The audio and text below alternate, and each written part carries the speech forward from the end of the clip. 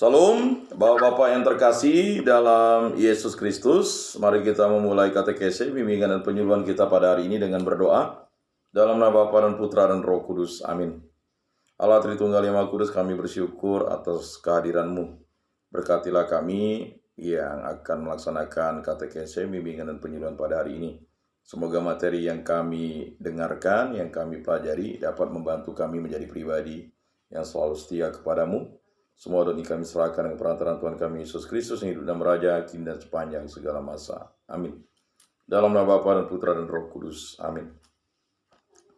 Bapak-bapak yang terkasih dalam Yesus Kristus, kita masuk ke materi ke-23 tentang kisah kejadian. Iman kita menyatakan bahwa Allah adalah pokok dan dasar segala hal dunia. Alam semesta, dunia yang kita diami dengan segala isinya teristimewa kita, juga segala kejadian, seluruh sejarah, segala kegiatan manusia, Allah adalah pokok dan dasarnya. Itu adalah pegangan untuk hidup kita. Secara khusus kita tahu bahwa semuanya itu berada dalam Kristus. Tuhan serta sekalian alam yang memegang semuanya dengan sabdanya yang maha kuasa. Ibrani 1 ayat 3. Kita melihat iman itu juga ternyata dalam kitab suci Perjanjian Lama. Dan bab pertama kitab Kejadian adalah bab klasik untuk pernyataan iman itu.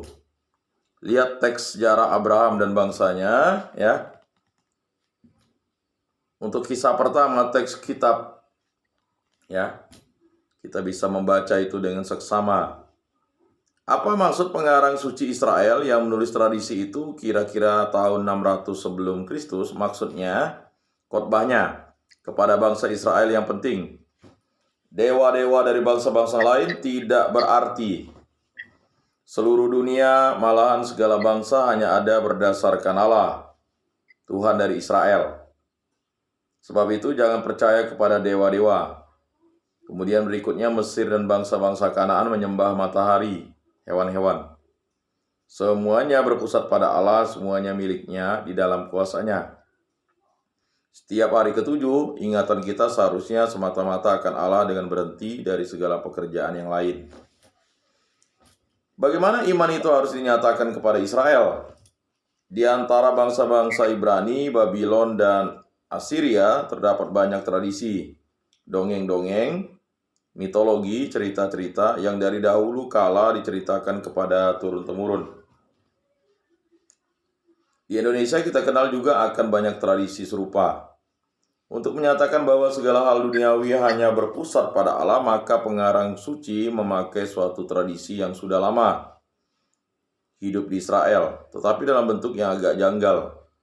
Pengarang suci dan nabi-nabi lebih dahulu memurnikan tradisi itu menuju bentuk yang lebih mulia, sehingga lebih terang menyatakan maksudnya isi pokok ini yang diterangkan di atas. Apakah mereka mau memberikan sejarah bagaimana terjadinya dunia ini dulu? Bukan itu maksudnya. Bentuk sejarah hanyalah pakaian di mana isi pokok dihiasi, bukan pisum mereka bawa, melainkan keyakinan iman mereka sendiri. Iman bangsa Israel menurut isinya yang utuh. Pernyataan iman itu bukan mengenal masa lampau, melainkan mengenal hal keadaan yang sekarang ini.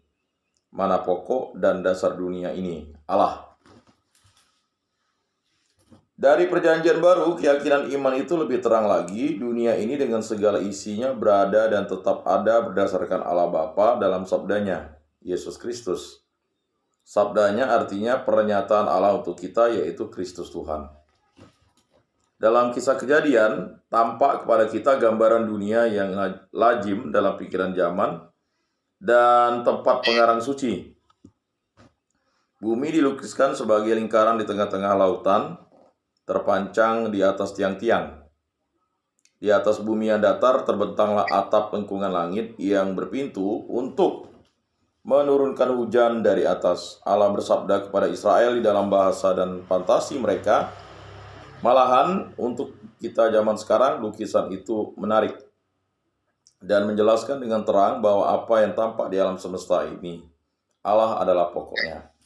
Di bawah Bapak yang terkasih itu Allah adalah pokoknya. Jadi bagi kita sebagai orang yang sudah menjadi berkat bagi sesama, kita adalah orang Kristiani. Jadi pedoman kita Allah adalah pokoknya.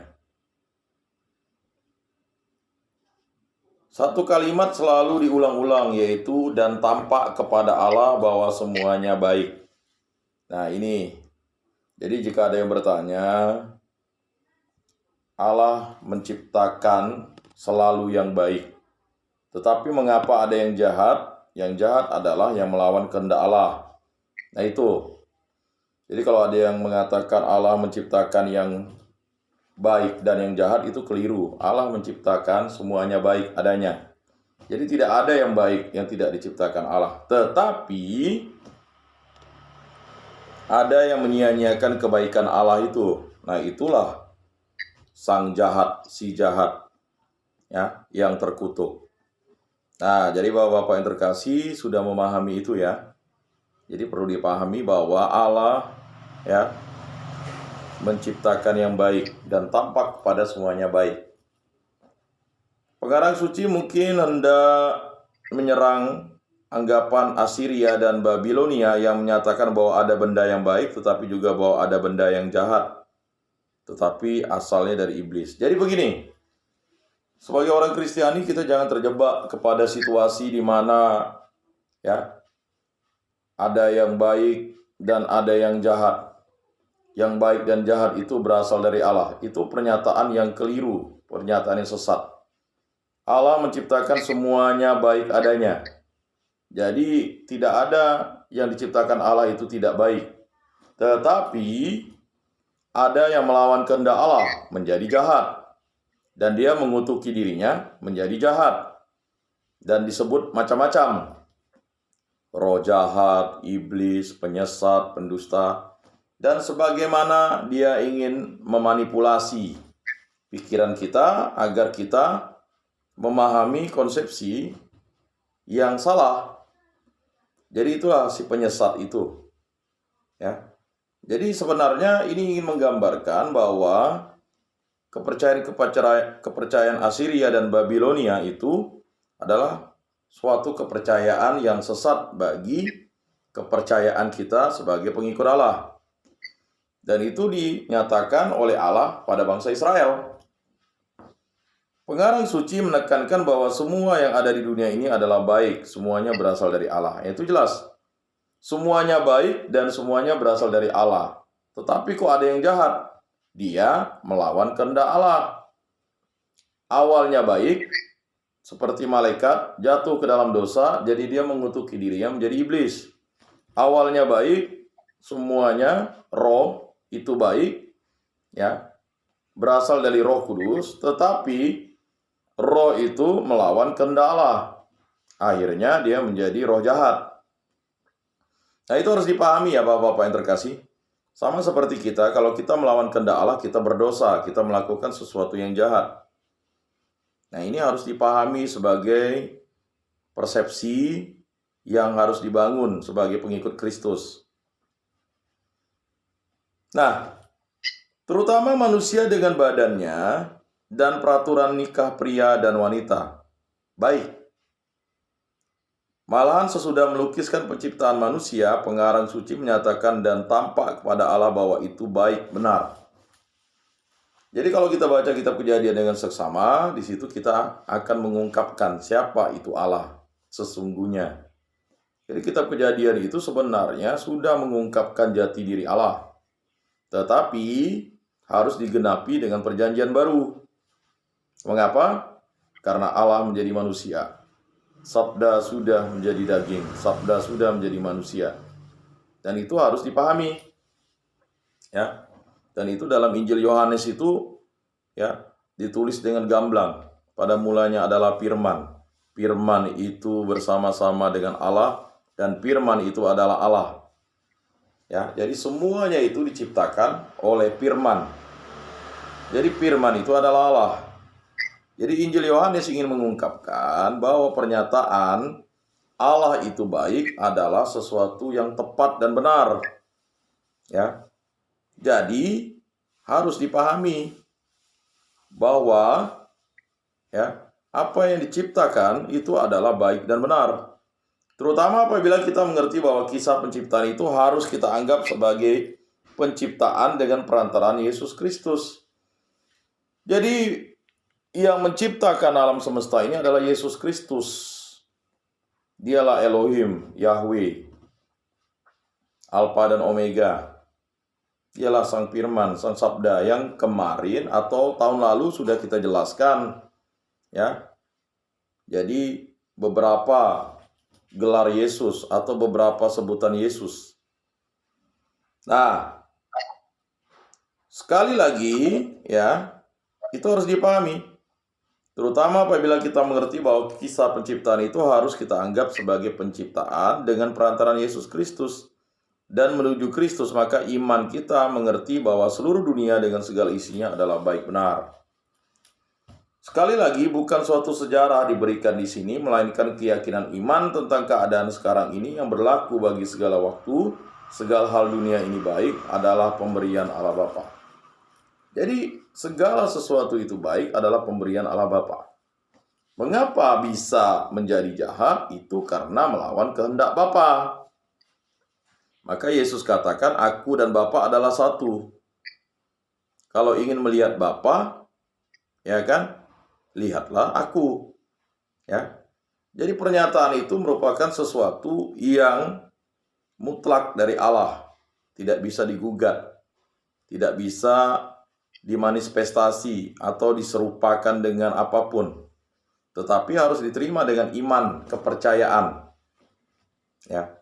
Jadi kalau kita punya iman kepercayaan, berarti kita memiliki yang namanya harapan. Dan kita tahu harapan kita adalah yang tertinggi, terutama adalah kasih. Dialah Allah, Deus Caritas Est, Allah adalah kasih. Kitab suci memuat pernyataan iman dari pengarang suci dan harus dibaca dalam pengertian itu. Kitab suci bukan mengajar ilmu pengetahuan, soal-soal ilmu pengetahuan harus diselidiki dengan kekuatan akal budi dan secara penyelidikan. Nah, itu harus dipahami. Yang namanya ilmu pengetahuan itu harus diselidiki, ya, diuji. Tetapi kalau iman itu adalah sesuatu yang berasal dari Allah, yang diberikan karena anugerah Allah. Soal-soal ilmu pengetahuan ya harus diselidiki dengan kekuatan akal budi dan secara penyelidikan. Itulah tugas yang diberikan oleh Allah kepada manusia. Maka firman atau pernyataan cintailah Tuhan Allahmu dengan segenap hatimu, segenap jiwamu, segenap akal budimu, segenap kekuatanmu dan cintailah sesama manusia seperti mencintai diri sendiri, itu adalah sesuatu yang berasal dari Allah. Ya. Jadi Bapak-Bapak yang terkasih, pengarang suci menjelaskan tugas itu dengan perintah Allah kepada manusia. Nah, usahakanlah bumi dan taklukkanlah dia. Nah, itu ada pernyataan yang luar biasa. Ya. Ilmu kosmogeni menyelidiki bagaimana asal mula terjadinya alam semesta. Dunia, bintang-bintang, matahari, segala planet, teristimewa bumi yang kita diami. Ya. Teranglah bahwa jawaban serupa itu tidak dapat kita harapkan dari kitab suci, yang hanya mau menyatakan imannya tentang keselamatan dan bahagia yang diberikan Allah Bapa kepada kita dalam diri Yesus Kristus. Jadi dalam kitab suci itu menjelaskan tentang keselamatan yang datang dari Allah. Siapa keselamatan yang datang dari Allah? Dialah Yesus Kristus. Siapa yang memberikan penghiburan? Dialah Roh Kudus. Kegiatan manusia dituntut untuk menyelidiki soal-soal ilmu pengetahuan, dan kegiatan itu adalah kewajiban manusia. Jadi mengapa kita harus belajar di muka bumi ini? Itu adalah kegiatan kewajiban manusia. Mengapa kita harus diberikan pelajaran di muka bumi ini? Sekali lagi, itu adalah kewajiban manusia. Cinta itu kan melahirkan tanggung jawab, kewajiban, dan kesetiaan. Jadi tanggung jawab kita sebagai manusia itulah cinta atau hasil dari cinta. Dan kewajiban kita sebagai manusia itulah hasil dari cinta dan kesetiaan yang paling utama. Jadi kalau tidak setia kepada Allah, kita adalah orang yang jahat. Nah, jadi karena kebaikan itu